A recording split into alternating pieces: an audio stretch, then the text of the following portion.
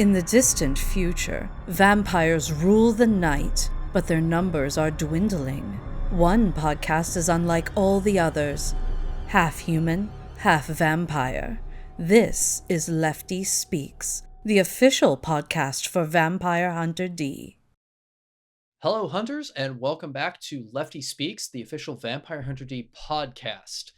Today, we are going to be digging into adaptation discussions. Specifically, Brandon's going to dig into a bit on adapting the Message from Cecil short story into the Message from Mars graphic novel. We'll also touch a little bit on our current ongoing work for adapting one of the novels into a full 20-issue comic book series. Sorry, we can't go into more specifics on which novels and all of that yet. And just some of the different stories we've loved over the years that we've adapted, including this monstrosity of a box that I have sitting next to me of one of my personal favorites that I wish they had made a second season of to finish the story and include How much more. did that cost? I honestly don't remember. It was probably more than I should have paid because it's the entire manga series in a box. So I do love this thing, though. I mean, it's Velcro hinge, and you've got the whole thing here.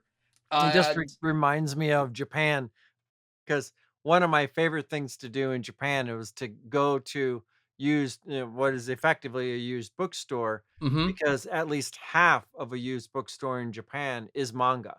Right. And they're just sort of like, it's like if you missed, like when I moved to Japan, I hadn't read any Dragon Ball Z, but it was the greatest thing for me to learn Japanese. So I would just buy like a stack, just a giant stack. It's like taped or like seal wrapped together, for like $30, and you have like 20 comics. Like books, like wow. That's actually one of the things I really love about manga and what they do in Japan that I wish we did more of in publication here is so even if it's light novel or manga, you've got the title and where it is in the series on the spine. And that's something that I dearly wish we did more of here, because, I'll look at a book series that I really like and I'm like, okay, what's the reading order? What number is this? Right. And it's a pain in the butt. You have to go look up what it is. And sometimes I'm thankful they'll put a little notation, book one of whatever series, on the cover in small print.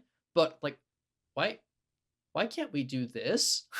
Well, it's a good point. I used to work at Barnes & Noble here in LA, and the manga section was always more populated than any other section, particularly with younger people.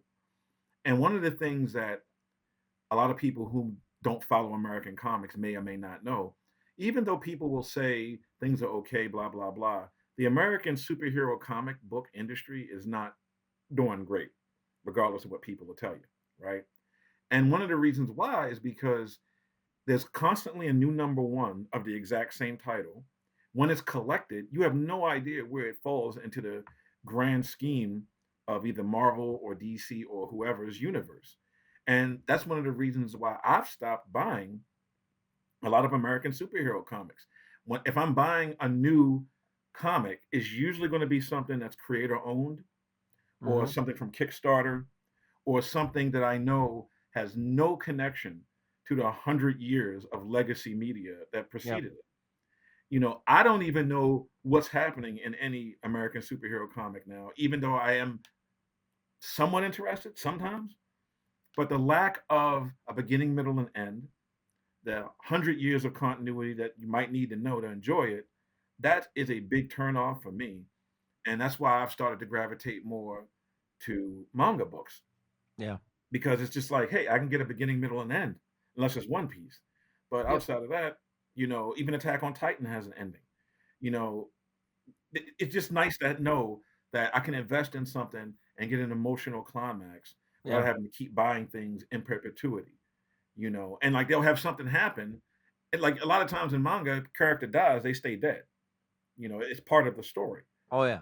like Spider-Man or Mary Jane or Lois, somebody gets shot, blown up, whatever, and then 10 issues later they're back. And I'm like, why'd you kill them if you're gonna bring it anyway? So yeah. Well, on that note, I came across a bit of reporting research from last year, and it said that for the comic graphic novel kind of adult oriented, non-kids book, manga now accounts for 79% of print sales in the United States. That Yeah. to me is just a crazy number. And I remember seeing an interview with a comic book shop owner. He's like, yeah, we had to start carrying manga in droves, way outweighing what we carry for, what we used to carry 10, 15 years ago, because the market demand has shifted so much. And Yeah. I Yeah. love that there is still plenty of space for the American comic, but it seems much more oriented towards, story with a beginning, middle, and end. Something that, okay, it may be a 3-parter, it may be a 50-parter, but there's the bookend on either end. And or even if something like One Piece, that's has been running for years and years and years, Right. because of the story arcs, you can jump in at different points Mhm. and catch up pretty quickly. And that's Yeah. something that, I think you Brandon, you're spot on. If it's goes back too bad, yeah, And I too big of a like the fact cliff. I like the fact that manga usually has a clear editorial direction, Mhm. whereas Mhm. American superhero comics, and some of them are good, but I just feel that there's too many gimmicks, there's too many number ones, there's too many starts, restarts, false starts, and I'm like, for $5 for 10 minutes of entertainment, maybe it's not, you can get a manga book and you can really dive into it. An American comic is 20 pages. Yeah. And it's boy, you better have a beginning, middle, and end. That's all I got to say Well, about the other thing that I kind of emphasize on what you were saying is the continuity, right? The editorial direction. Um, and I think that, like, Marvel and DC has gotten even worse than it used to be. Back when we were kids, we had this thing called the Marvel Universe, which was it. Yep. basically like a book, a reference book that said what their powers were, what their origin stories were. But now, like you said, I mean, there's so many different, realities. Are we in 656? Are we in, Yeah. I mean, like what 18,001. yeah, I mean, like there's 1,000 Reed Richards, and one of them became a god, and and there's just so much that I do agree with you that one of the things that I also love about manga is this continuity. I mean, the world building is pretty stable, Hmm. and there's an ongoing story, and well, I'm happy. I loved working with Gorgo 13 because it Hmm. was also an extremely long running comic book series that was always very relevant to the time. And it was Gorgo was always having there would be like kind of like a series or a chapter in his life that was kind of very timely, kind of like Tom Clancy, Absolutely. like Yeah. and it was really fantastic. But again, Yep. you don't have to read all that back stuff. You can jump in. You don't. I mean, it is either the longest or one of the longest Japanese ongoing comic book series, and you can just pick it up from. I mean, it's no longer the creator passed away, unfortunately, but yeah, even 10 years ago, you could just pick up a series and start Right. fresh. Yep. Yeah. Yeah. And that's one of the things that I wish, and I'm glad we have seen a lot of in the comic book space, is people expanding into, I feel like that indie space, Hmm. seeing the growth of Hmm. imprints like Dark Horse and Image, I think has been great for visual storytelling.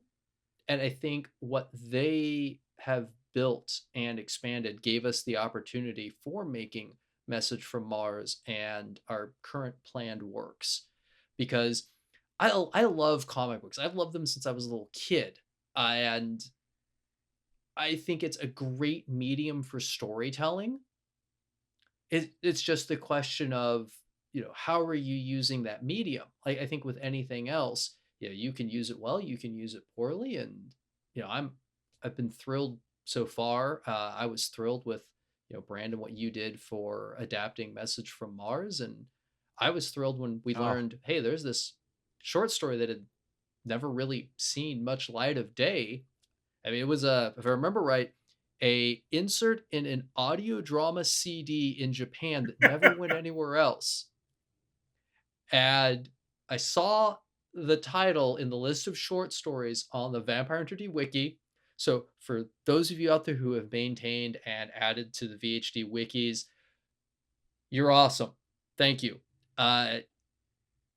You're a huge part of the reason we ended up having Message from Mars, because I saw that, wait, there's an unpublished short story? Hey, Kevin, what can you tell me about this? Oh, here's a copy of it. All right. Huh. Hey, Brandon.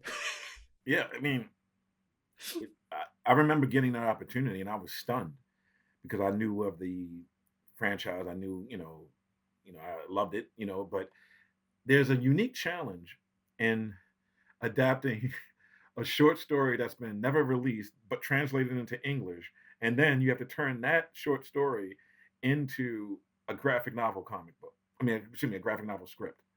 That was unique, and I feel that the real trick to it, and this is something we talked about in a much earlier episode when I said that unlike being on Earth, the humans in the Message from Mars story have no place to go. Like they're literally doomed.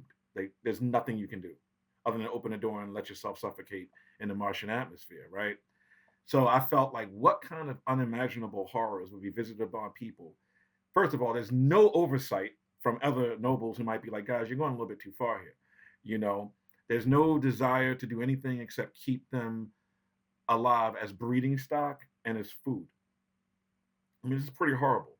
So I was trying to figure out a way to tell that story, but I didn't want to get gory and I didn't want to get inappropriate or too explicit, So you have to find a way to kind of communicate the horror without going too far. And I think, Mm-hmm. within the scripts and what Ryan did an amazing job. It reminded me of a short story. I'm trying to remember if it was Stephen King or Richard Matheson, two of my biggest influences. And it was a story where a young man is in some New England town that's strangely empty, right? He gets to a house, everything's empty. And he finds another house, but there's one person in it. So he goes into the house and he's like, what's going on with this place? And the person says, oh, well, there was some weird Native American stuff that happened here. People got spooked, blah, blah, blah, blah. And he's like, oh, well, I just need to get gas and keep going, right? And the guy's like, the person he's talking to is like, oh, just go into that room and then I'll help you out in a minute. So the dude goes into the room, the door shuts, but there's nothing in the room. It's sealed. There's no windows. There's nothing. And it turns out that that room is just basically a giant oven. And this place is filled with cannibals that just trick people to walking into a giant oven so they can eat them. It's really simple. The horror is implied. And I learned from that story that you don't have to go too far, And I feel that it was a lot of fun to do. And, dealing with two timelines was really cool. And having both timelines converge, spoiler, with finishing the job on Mars. And I think like the end of issue 5 is one of the best things I've ever written when they go out into the sunrise, the Martian sunrise. And it's just really, really, really cool. And it was a great opportunity, a great experience to work on that book. And I always say I'm just trying to make sure that people get a chance to read it because it's not easy to get, it's not easy to find, and it's not cheap. But it's definitely worth whatever you pay for it, up to a point, to a limit. I try to sell it for under $100 when I do have copies to sell.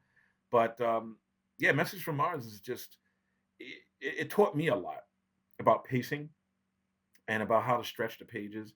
And although we can't talk about the current comic book project, there is one.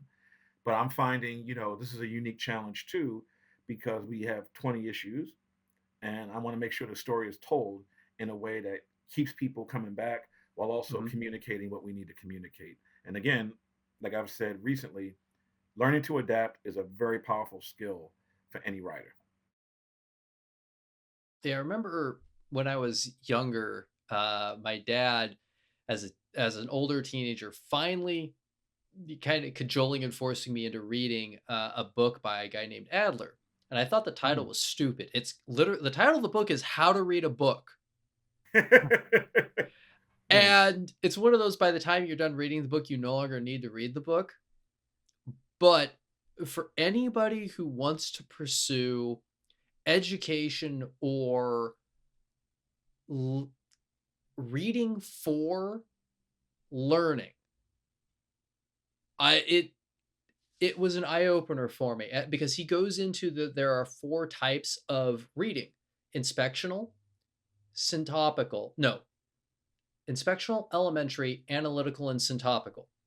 And inspectional is, you learn to use your resources like the table of contents, the index to find information, the cliff notes kind of thing, if you will. Elementary is you could read the words on the page, but that's about the extent of it. Analytical being you understand the words well enough that you can kind of put yourself in the author's shoes. You can wrap your head around the author's point of view and learn from that author. Syntopical being you do this on multiple authors on a given subject and learn to balance where they agree, disagree, and come to your own conclusion. And to me, when we're talking about doing adaptations, I think it's, can you get to that last part of it? Because you've got to analyze, well, what is the author's story? How does it break down? What is its pacing? What are the emotional notes? What are those hooks? Well, how do we keep them when changing it? How do we play up the things that we think make the story more interesting in the new medium? And how do we gently remove things that don't work well in the new medium? And that's rough. I think, for a lot of us, there are, franchises and stories we love that have gotten, an adaptation that we look at and go like, what? Right. So I think some of the horror stories are what stand out to us. And so that's, it's never easy. And in this process for this new thing, uh, I've loved some of the conversations that Brandon, you and I have had of, Hmm. hey, this is a really interesting bit of lore for the franchise. We should really dig into this. So I am looking forward to when the whole thing is done, being able to go back and talk about, okay, so this section here came out of this part of the book, Hmm. and it gave us that, if you will, extra meat on the bones. Hmm. It Mhm. feels like.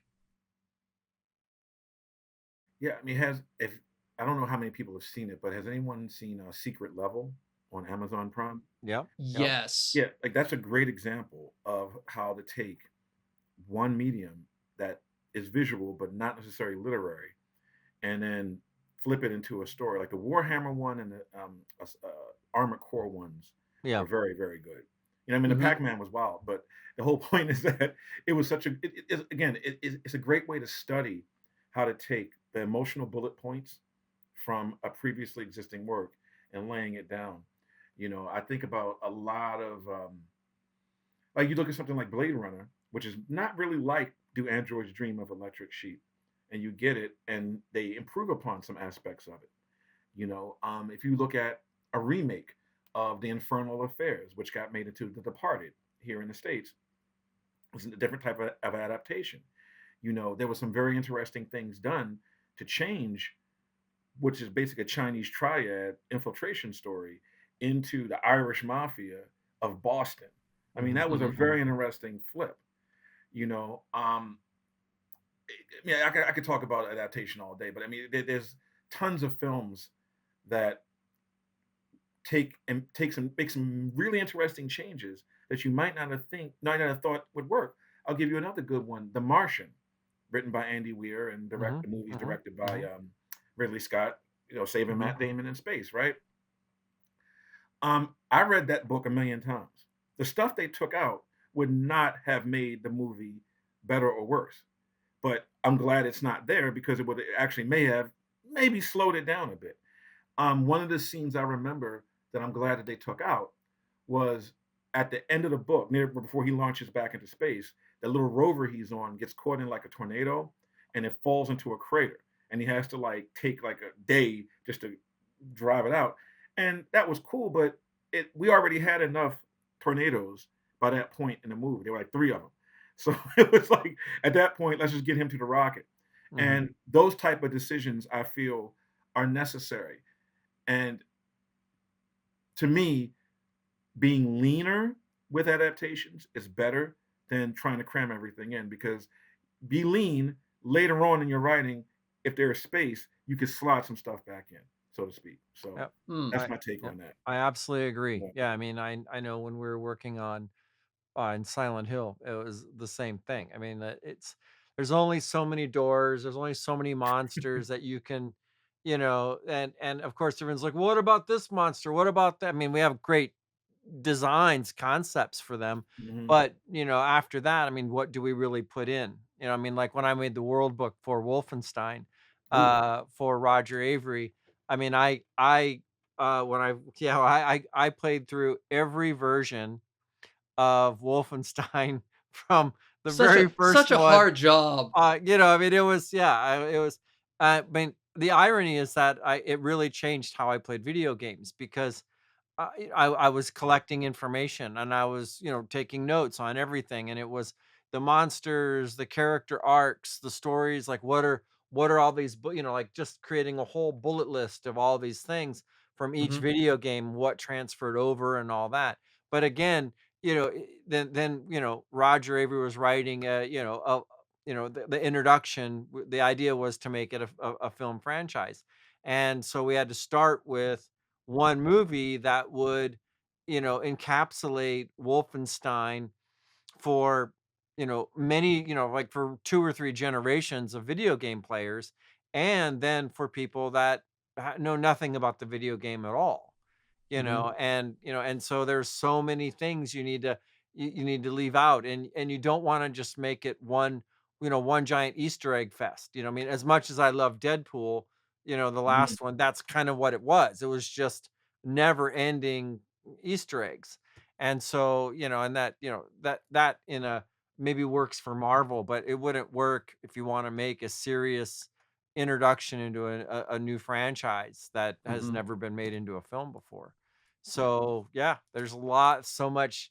I agree with you. Leaving things, lean to start out with, and then you're focused on the story and the character arcs and the really Mhm. important stuff. And then once you have that all laid out and you're very confident, and then you can go in and go, okay, what can we add in that might add to that, might emphasize things, might really complement the story that you have already. One of Mhm. the things that I think with adaptation that part of the reason I brought up Claymore that I want to circle back to, because we were talking about, what all goes in, gets taken Hmm. out. Hmm. Also you got to keep in mind cost, because Yeah. every asset you make, oh, we need a new monster. Well, why? That's going to cost a Right. ton of money. Yeah. With Claymore, there's quite a bit more to the book series, the manga, than is what made that the anime adaptation. And one of the things that I like that I've argued with friends about of like they say this is why they ended up like I don't like the anime. Why? Well, they left these things out. Mm. Well, when you do a show or a movie, making it where you basically are required to have a sequel to give some closure to the story, I think can be a dangerous trap because what if you don't get to make that sequel? What if you don't get the second season? And that's one of the things that I find sad about, the multimedia side of it is it's expensive. So you don't always get it. So as tragic as it is, I like the fact that in Claymore they left certain elements out of the later part of the story that I think are great for the world building, Hmm.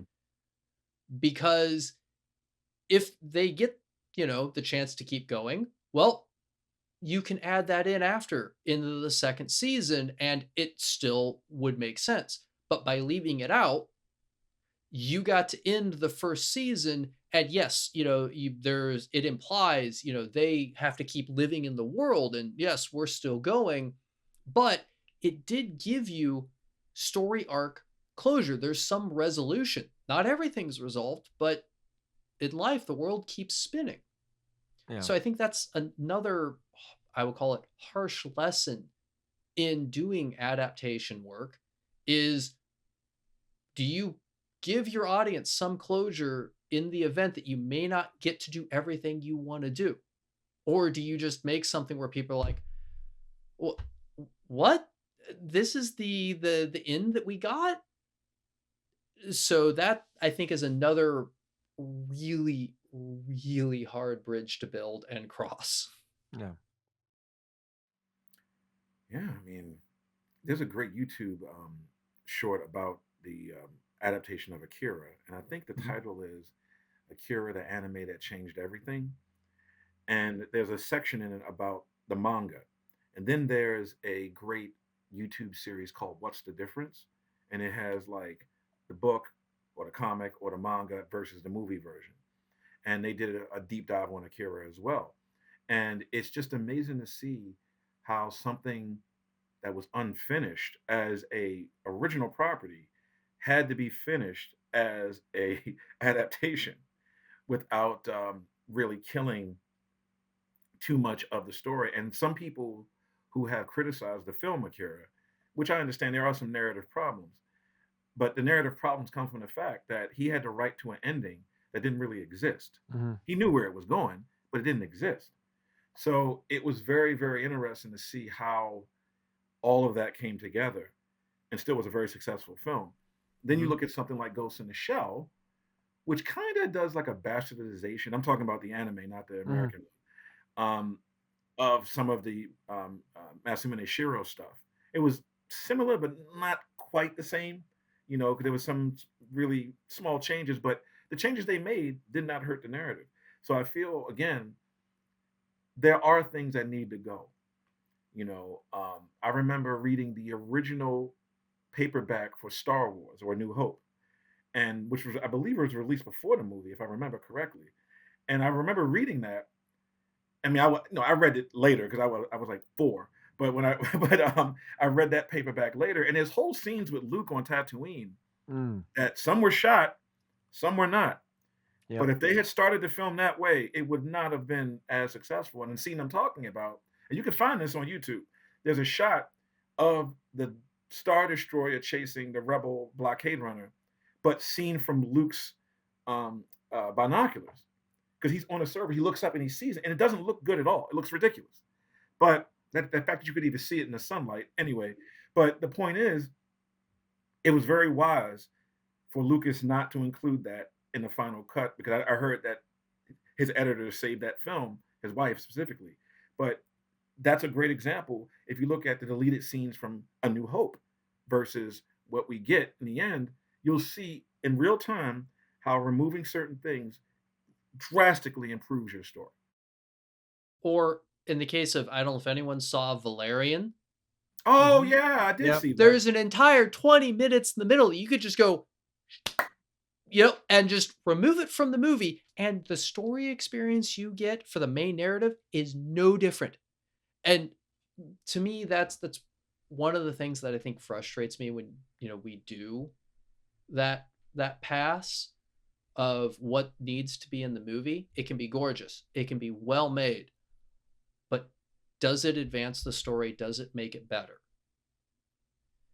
That's a And if great the answer is question. no, But you got to be careful because sometimes if you cut too much out, I mean, we've talked about Kingdom of Heaven before. Oh Same yeah, thing. I yeah. mean, uh, I mean, Sometimes I more is think better. the movie would have done a lot better in theaters had they did the direct release the director's cut, but they were so worried About about time. time that Hmm. they ended up gutting some really important emotional things that help propel the movie even better. Yeah, so I mean, it's like it goes from a 2.5 star to a 5 star. I mean, Yep. you know, just in the extra 20 minutes or 22 minutes or whatever. So, So I think we've concluded what has been true throughout humanity. In every situation for storytelling, the answer is often unique to the thing you're dealing mhm, with. It's not one size fits all. yeah. No. It's never one Different size mediums fits all. Never. different mediums require Yep. different storytelling methods, and that's really a rule for anybody who's an aspiring writer out there. Yep. I mean, and I think it's super exciting because then you can you can tell uh that same story. I mean, like, like for me, normally I'm playing video games first, and then I'm working on, behind the scenes developing the project to be made into, film or TV, right? But with The Last of Us, I got to do the exact opposite. I would watch one episode, and then I had the video game, and I played up to that point, Wow. not any further, and just seeing like kind of it's just the process is so different, and and I just love how you know the story's mostly the same. At least, let's just go with like the first season of Last of Us and the Mhm. first Last of Us video game. Mostly it's the same, but they're told from different perspectives, and you can, like, in the video game it's first person, and then in the movie, or the show, you can see a little bit more from an outside perspective, which can totally change like the emotional impact, or I mean, not just visually, but also, layers. There's layers of ways to tell the story. And then, you mentioned Watchmen and, in another podcast, and how they use the comic book itself, each page, the front and back cover, where the clock is and all that was all part of it, like timing, within the comic book itself. And that's using the medium to its fullest extent, as a narrative tool, as part of the story. And I would say our conclusion from this is, A, if you want to get your feet wet in doing adaptation, try it, practice, and find people to sound off of. And if you have a creative idea that you want to express, there are a lot of great communities out there for it. And Mhm. you know, give it a try. It does require taking some risk. Yes, the internet has a lot of idiots out there. And just keep in mind that if somebody is unkind to you, well, what have they created? What have they done? When have they put themselves out there for something? But just because somebody is harsh doesn't mean that they can't give you good feedback. Because sometimes I know for myself in the past, there are times I've needed some tough love of feedback of don't don't make something too precious. Don't let your ego get in the way. So with that, thank you all. Happy hunting, and we will see you on the next Lefty Speaks. Take care. Thank you for listening to Lefty Speaks, the official Vampire Hunter D podcast, hosted by Brandon Easton, Neal Fischer, and Scott McLean. This podcast is created by Unified Pictures and Nine Realms. Narration by Lauren Evallen-Muller. Recording and editing by Nine Realms. Produced by Scott McLean and Ian E. Muller. Based on the works created by Hideyuki Kikuchi.